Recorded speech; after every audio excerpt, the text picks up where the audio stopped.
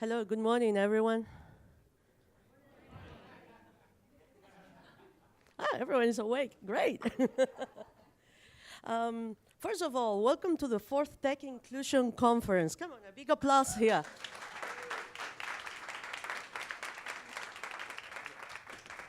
My name is Maika Hill. I'm going to be your MC here today in this room, and hopefully your favorite troublemaker. I'm the founder of the San Francisco International Women Entrepreneurs Forum, and I'm also the founder of Heroica. And later, if you want, we can talk about it.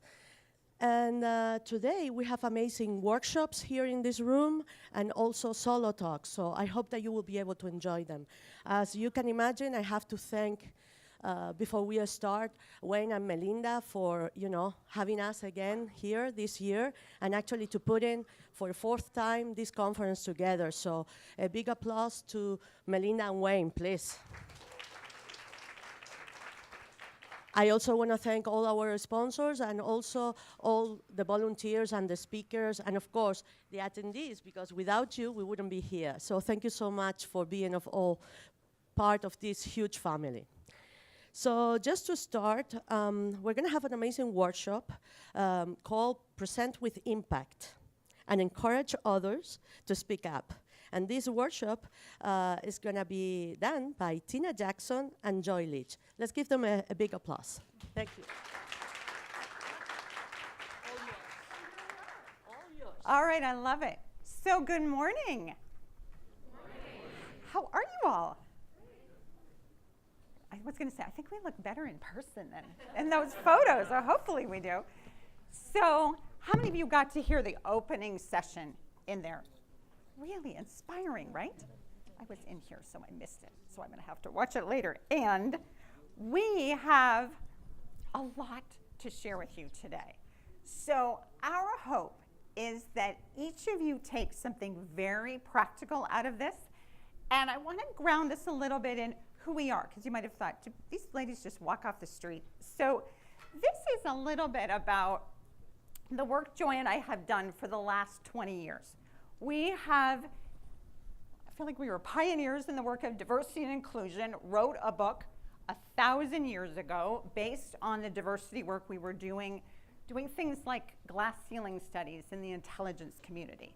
So fascinating that some of those conversations are still happening now. It's sort of fascinating and discouraging.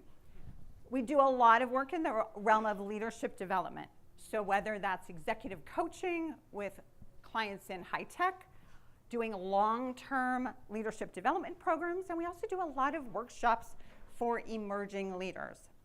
And then one thing that's evolved in our work over these last decades has been this realm of presentation skills training. So we have done a lot of work helping people who were intimidated to speak up gain confidence and skill and strength in stepping forward, literally to step on a stage in a presentation like this.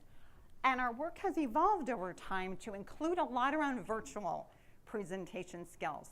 So the idea that we are always presenting, and even when we are pressing send on an email, that is affecting our virtual brand.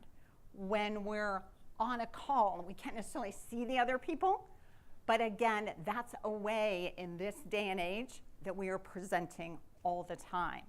So what we bring to this, I would say, is this is a really lovely moment in time to get to talk with you about the intersection here.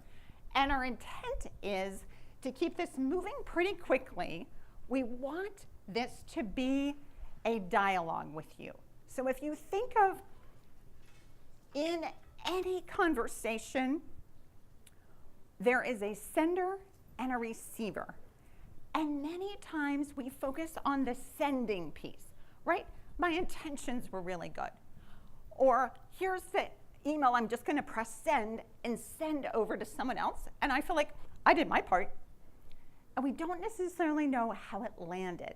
So a big part of what we're focusing on today is what are tips that will help you be an invitation to others to give you feedback so that you can be an even more effective presenter and sender of information, and how, and you heard Melinda say it this morning in terms of the ground rules, how can you be a really good receiver so that you bring the best out of others?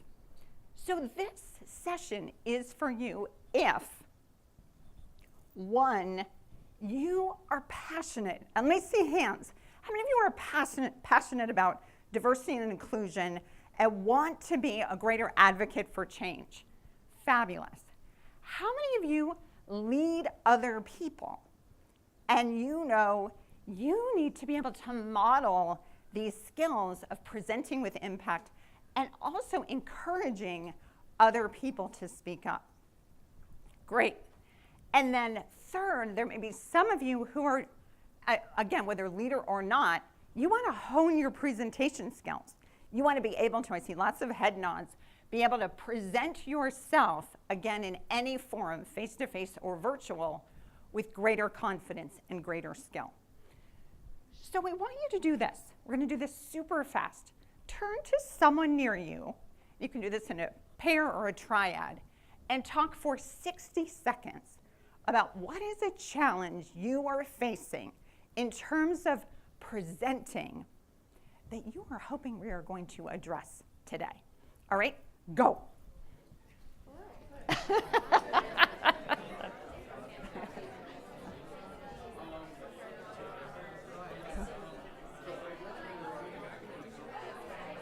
Can you help me with time with the 1 minute? Oh, okay.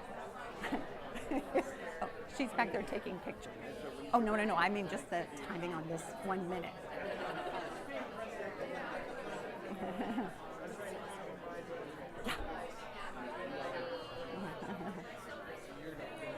Yeah.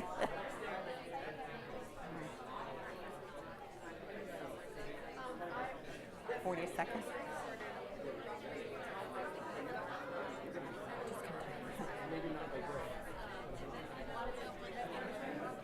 Oh, how many seconds are left? That's How much for your is left? 8 minutes? And okay, great.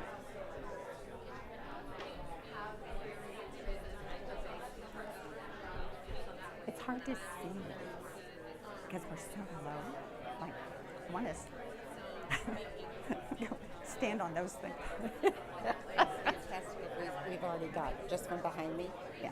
Really hard for me to be concise. He's in the university. He said every time you present there, you are constantly challenged. So Nice. to harvest a few really fast. Yeah. All right. So we're going to pull you back. We know you may want to talk more. And let's just hear a few. So just you get to practice your skill of being concise here. Just let's hear a few challenges. How about something from the back of the room? A challenge. You're hoping we addressed it. Okay. I think you've been nominated. Hi.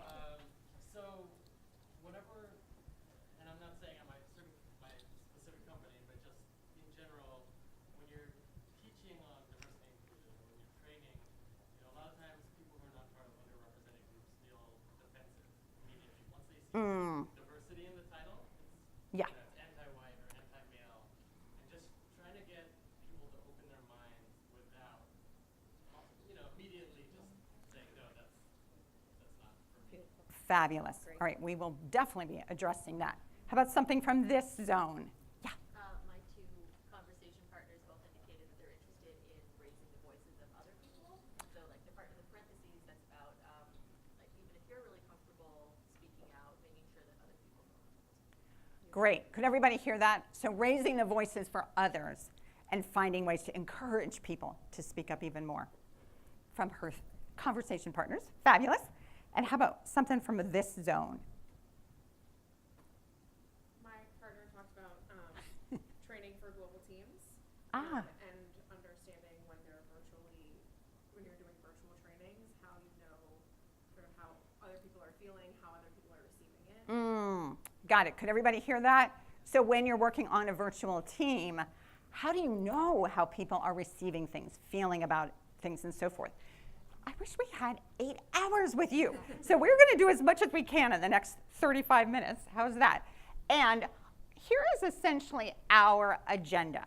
A tip you may or may not know in terms of presenting is what they call thinking in threes.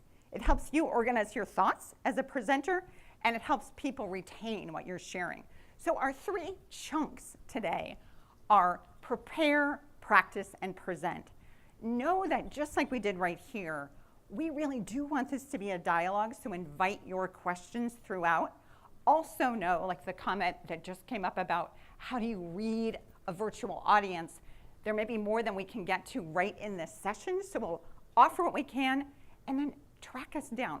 We're going to find ways to hopefully stay in touch with you and keep the conversation going. So with that, right into prepare.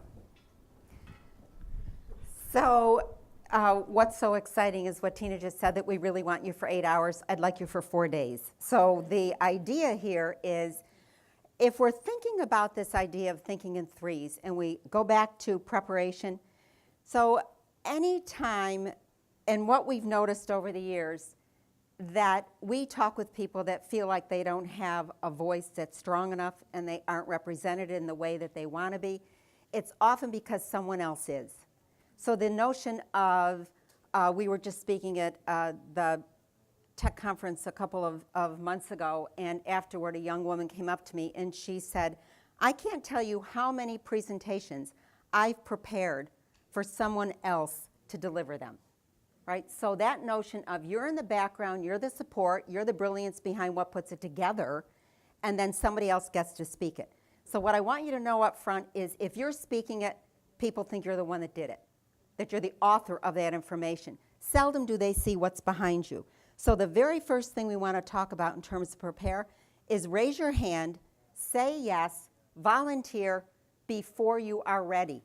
Do not wait until you're ready, because then you're going to be waiting and somebody else is going to take the risk and they're going to think they're ready and they're not.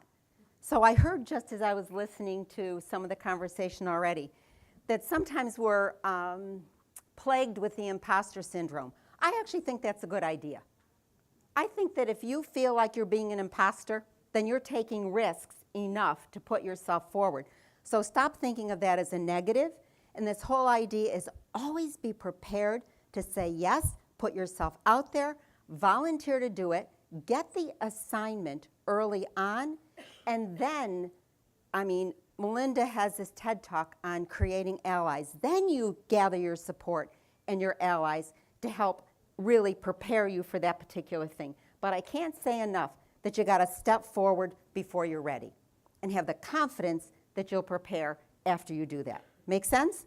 I see lots of heads nodding.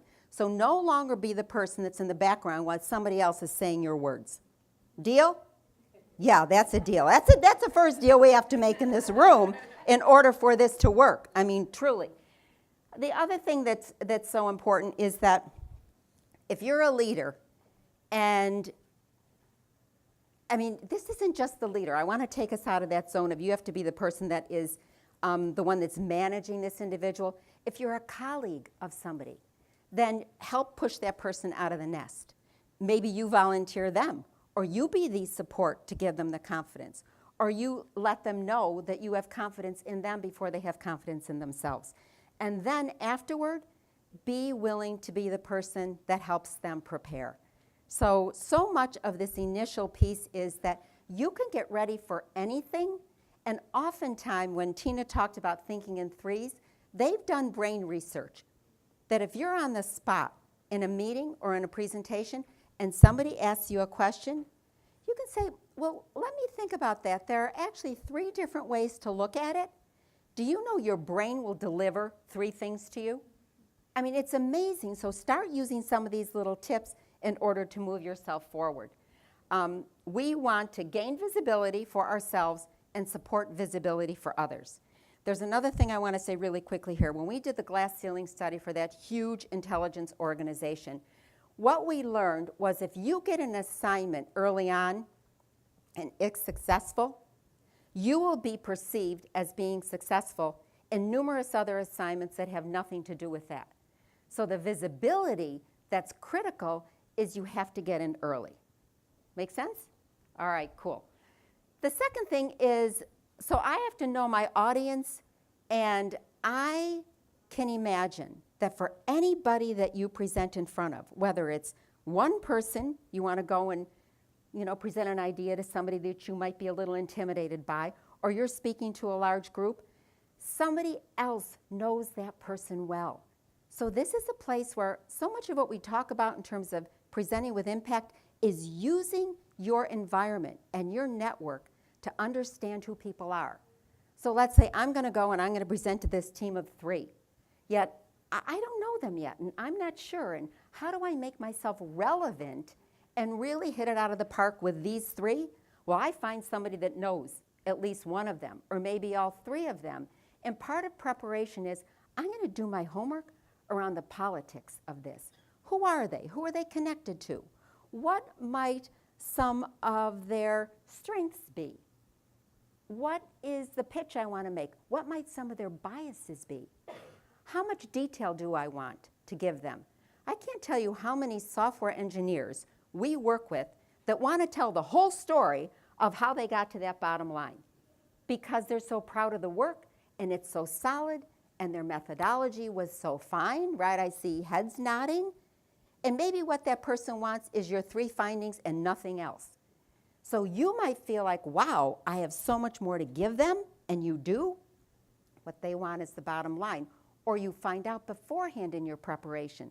I actually call you and say, what would be most useful to you in that meeting on Friday? Do you want the background? Do you want me to bring backup data with me? Do you want the bottom line? How much time do I have? How much time? Here's what's important about anything that you want to present, especially in terms of a great idea. You can ask anybody for 5 minutes of their time. Would you give somebody 5 minutes of your time? Yeah, anybody in this room with. Here's what's so fascinating about 5 minutes. If they like what you're saying, what's going to happen? They're going to give you 10 minutes or 15 minutes. So part of preparation is, how much time can I get you for? What is it that you want most from me? And then I build it to serve you. That's what knowing my audience is about. And anytime you have somebody that's going to speak on behalf of your team, you help them prepare in such a way that they know the answers to those questions. Make sense? Okay, and the third is, and this is where Melinda's TED Talk is really great. I don't ever want to feel in a circumstance that I'm alone, right? So a lot of what I've done throughout my career, I love to collaborate. I mean, you heard that this morning. Teams, collaboration. Tina and I will go anywhere together. A lot of those places I wouldn't go alone, right? Because we understand each other. We understand what we need in terms of support. She's an ally. You need an ally in every meeting that you're in. You need an ally in every presentation. So here's what allies do. If you're speaking at a meeting and you say something that was really powerful and it gets ignored, they will bring it back to you. They will say, hey, you know what? When Susan said that earlier, it really made sense to me. Let's revisit that again. Susan, any more thoughts about that? So you actually, I want you to start in what you're preparing before you go to a meeting. I want you to think about, what have I got a track here? How am I going to follow this? Who's in this presentation that I know, and how can I serve as an ally to the person that is presenting? How can I serve as an ally to a voice that might not be heard? So that's a lot of what is valuable, and you don't think that through when you've arrived. You think that through beforehand, because if you have that information prior to entering, it's amazing how brilliant we are politically. And it's amazing how brilliant we are when we go to a colleague and say, here's what I'm up against, here's who I'm talking to, what advice do you have for me how to navigate the people in that room? Presenting with impact is connecting in a powerful way with the people that you're talking to. Don't ever go anywhere without using your allies first. Make sense? Cool. Okay. Let's practice. So one of the things I love when I think about preparation is preparation makes up for lack of talent, as does practice. So if you do those two things well, you are much more likely to then come in, as Joy was just saying, being able to rest into the strengths that you're bringing. So for practice, we've got a few tips here. One is stretch yourself. So how many of you would say you are more introverted by nature? All right, lots of hands in this room. So we coach a lot of folks in the tech industry and in other industries. And one of the common things we hear people wrestle with is, well, I'm more introverted. I'd rather listen first than jump right in. And there was a woman I was coaching locally at a tech company, and she said, I keep getting feedback from my boss that I need to take up more airtime in meetings. And she said, frankly, I'm a little offended by it. She said, I think that's a very male paradigm, first of all, that the way to provide value is to take up more airtime. And she said, we waste so much time in meetings already. Why should I talk if I don't have something valuable to say? And she said, but I do get that I need to stretch myself. So we talked it through. I'm in a coaching conversation, and the epiphany she had was, oh my gosh, you mean I could use my voice to talk about, one, when we're having meetings that are running too long, and I have an idea of how we could shore it up and be more focused with that time. And hey, I could use my voice to actually recommend meetings that we should not keep having. And suddenly she felt like, whoa, I have stretched myself. It's making a positive impact, and it's really providing value to the business. The other side of this is how many of you would say you are more extroverted? So the conversation goes on. You might get more energized virtually or face-to-face, and may find that you are not making space for others. So again, a different woman I was coaching in that organization, what she realized she needed to do was shut up. Pause more. Step back and make more space for the people on her team. And also just even in a conversation, be more aware that the stretch opportunity for her was to say less, be more concise, and let the conversation move on. Another distinction we want to offer you in terms of stretching yourself, and you may not have ever heard of this one before, is that if you picture a continuum, and over on one end is being too honest, and over on the other is being too kind, most of us tip, there's some laughter, most of us tip one way or the other. So I don't know that I'll have you raise your hands on this one, but just self-reflect. Where would you say you are, particularly in a business setting? And then the goal for most situations is to strive to be 100% honest and 100% kind at the same time. So just do a little self-reflection. I can see some, again, heads nodding about where you might need to stretch. So for some of you, it's being bolder, back to that change advocacy piece, stepping in, as Joy was saying, even when you might not have all the answers, you might not be totally ready. For others, it may be, you're so kind in what you say or the feedback you give or how you plop something into a conversation, and then you're frustrated. People didn't see your contribution. So how do you get a little more, like, amp that side up? And again, if you're too honest, I think I just did two on that side. Okay, on the other, whichever side is which, someone's tracking this. If you tend to be too honest and you like slice through people with feedback that is so hard for them to hear, or messages that are so intense, you're actually getting resistance, finding a way to be a bit more gracious in what you're offering. So again, it's an invitation for the other person to be in dialogue with you. So lots there about stretching yourself. The second piece is this idea of practicing advocacy. Now, how many of you would already say you are pretty good advocates? Okay, all right, some sort of half hands held up. And I was thinking about, we were talking about this driving in this morning. I said, I remember the moment in my 20s that I accessed advocacy. And I said, this is such a ridiculous example. I can't share it with the group. And Joy was like, share it. It's really good. So do you want to hear this? Yes. Okay. And it's not business specific. It was the moment when I realized I could return something to a store. So I had bought freshly ground peanut butter. I got it home, spreading it on my toast, and there were peanut shells in my peanut butter. And it was a little container, and I thought, I could just throw it out. Then I thought, what would my mother do? My mother, who is very good at self-advocacy, would take it to the store. And I thought, I've never done this.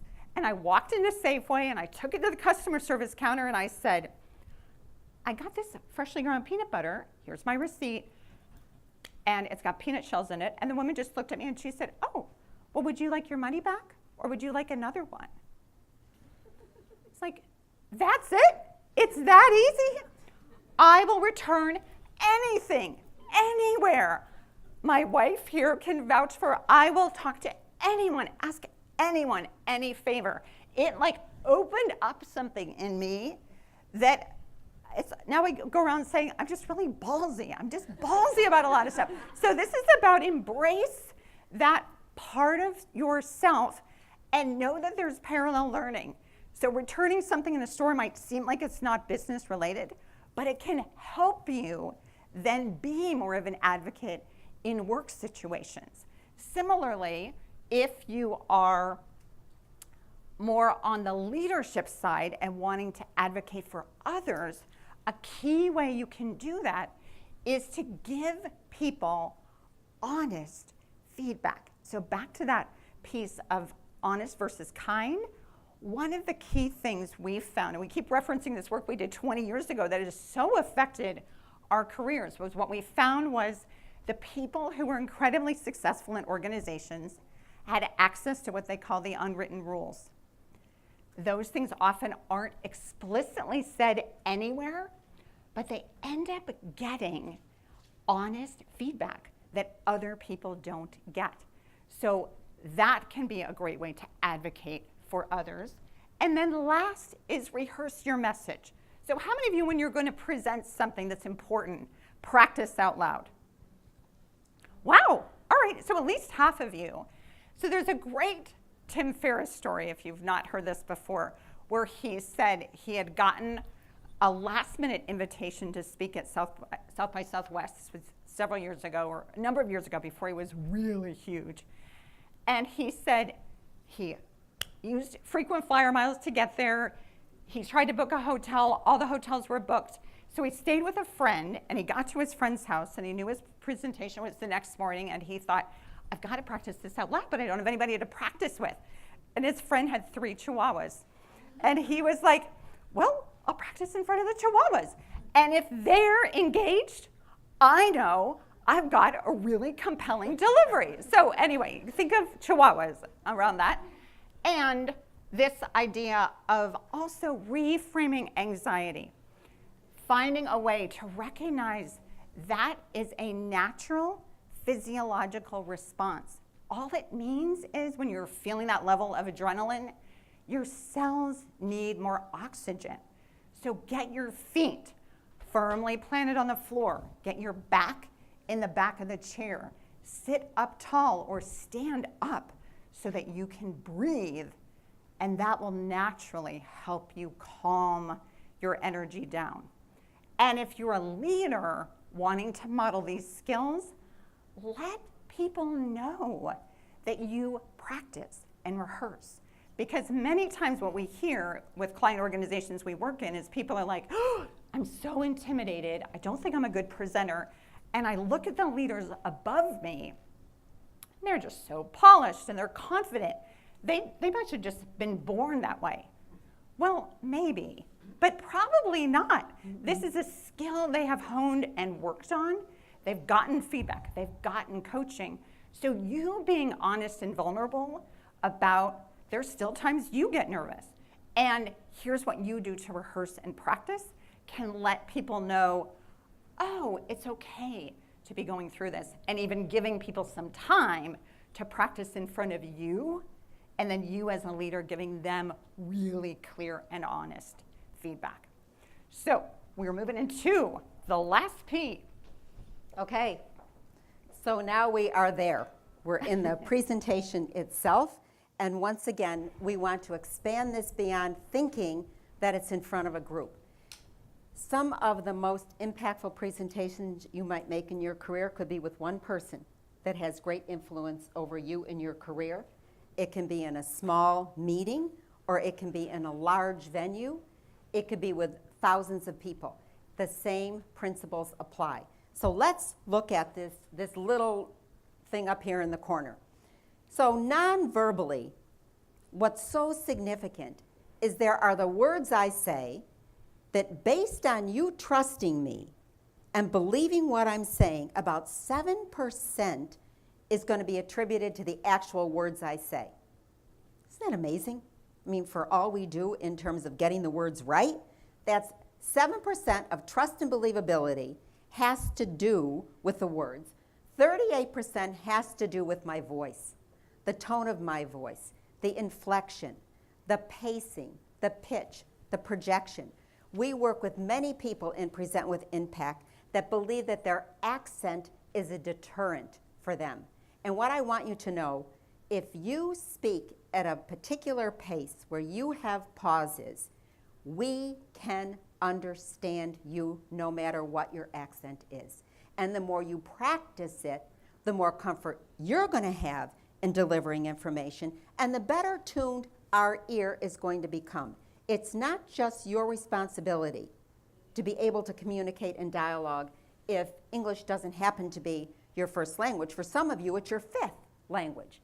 You know, I mean, it's amazing when you think about the capacity we have for dialogue with one another, and as Tina said in the beginning, it's the responsibility of the sender, and it's also the responsibility of the receiver, right, to be in communication. And then the last thing is the visual, 55%. So I want to talk about this for a minute. When you enter a meeting, when you are walking down the hall, when you are in any kind of a circumstance where somebody else is in the same building, there's a chance that they see you. And we have shapes. We have shapes that we enter situations with, and they communicate about who we are long before we open our mouths. So you can come into a meeting and walk into that meeting and looks like you're sliding into home plate or whatever, right? And you land and you bring a flurry of tension with you.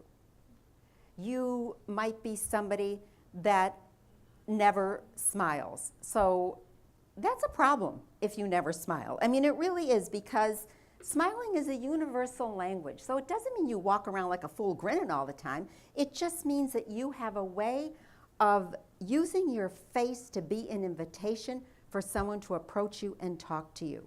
So this idea of being conscious of what's the shape I enter interactions with? Who do I show up as before I ever start speaking? So in the blurb we promised you in terms of this nonverbal arena, that we're going to offer you 3 pieces of really good information which everyone in this room already knows. It has to do with posture. If you have posture that is erect, first of all, you're probably able to breathe better because your diaphragm has some room to move. That will empower a stronger voice, and you want to be heard. Secondly, there is a hinge that we have right here. In fact, everybody get in touch with that hinge right now, and I want you to sit up and let yourself kind of collapse into that. Right? Right. And then straighten up kind of through the back of your neck. Right? So here's the deal. We do a lot of work in the area of executive presence. People get sent to coaching all the time. Could you have this person have more executive presence? One of the things that executive presence actually looks like is a posture that's upright, that's not collapsed. So this idea of how tired are you? How discouraged? How depressed? What's coming forward? It's like get yourself upright, because the shape of you and how you show up communicates an impact prior to you ever speaking.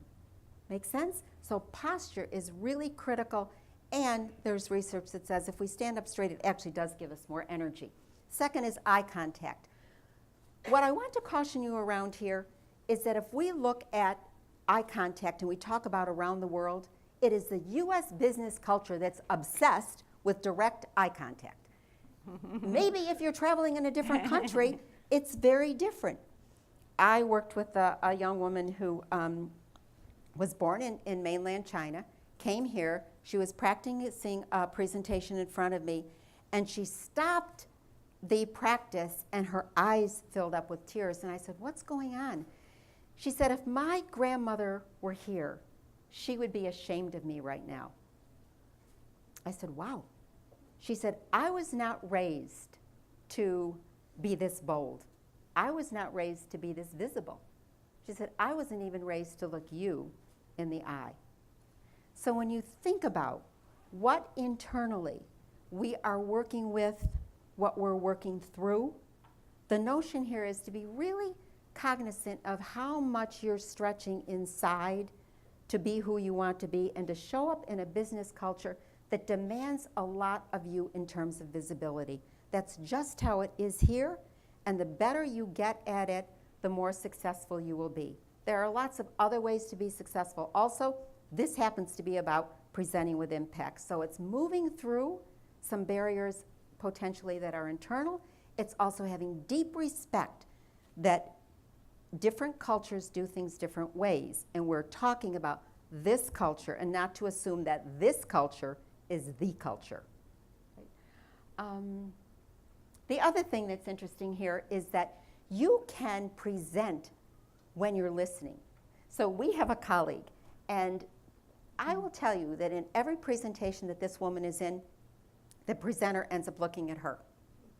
Now, what do you think she does that actually garners that much attention when she's sitting in her chair? Exactly. First of all, she's never on a device, ever, ever, ever.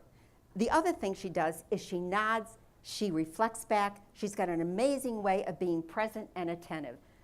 Speak in inclusive ways. Let's go there because our time is wrapping up quickly.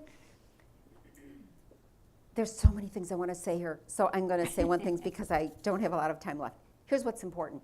If you notice that there is someone in your environment, in your team, in a meeting that is not speaking, then what you do is you take the air away from those that are dominating, and you literally say, "I actually want to hear from everybody right now. And I'm going to give you a minute to think about an answer to X question." So you don't pop it on somebody and look at somebody who might be more introverted and put them on the spot. That would be shameful or maybe embarrassing. You give people a minute to drop in, think of an answer, and say, "So let's just go around this table so I hear everyone's point of view. Thank you, Sally. We've heard a great deal about your perspective on this." So you kindly put some boundaries around somebody that might be volunteering a lot of information, and you create inclusivity around that table because you're an advocate of everyone's voice. And the last is be fully present with your presence. So let me just give you 3 tips about presence. Knowing what's going on inside of you, what you're up against, what you're dealing with, what your biases are, what your filters might be, where your strength and your confidence is. Second thing to be present of who am I with, what's the invitation I am for them to be in dialogue with me and for them to be impacted by me. And the third is what's the political environment that we're sitting inside of, back around to some of what we talked about in preparation. So this is one of the hardest presentations I've ever made, only because there's much more we'd love to share with you, but hopefully you've gotten some tip that will be useful to you, and I'll turn it back to Tina to bring us home. Great. So how many of you did hear at least one thing that you can put into practice right away? Fabulous.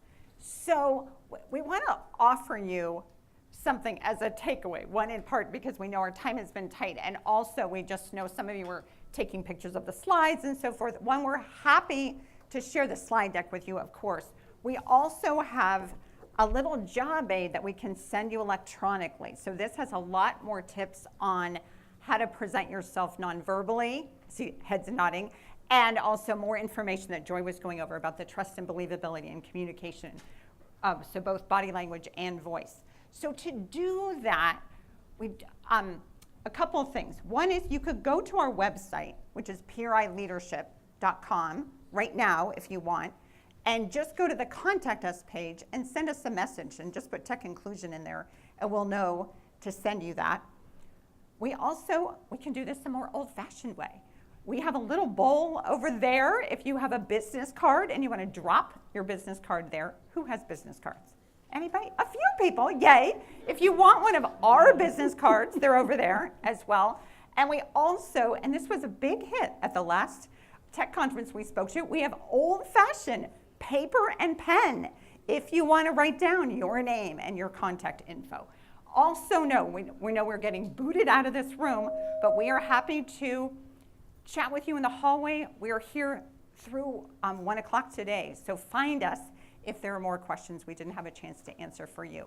So, and the 3 things we want to leave you with are these 3 Ps. So, what were the 3 Ps?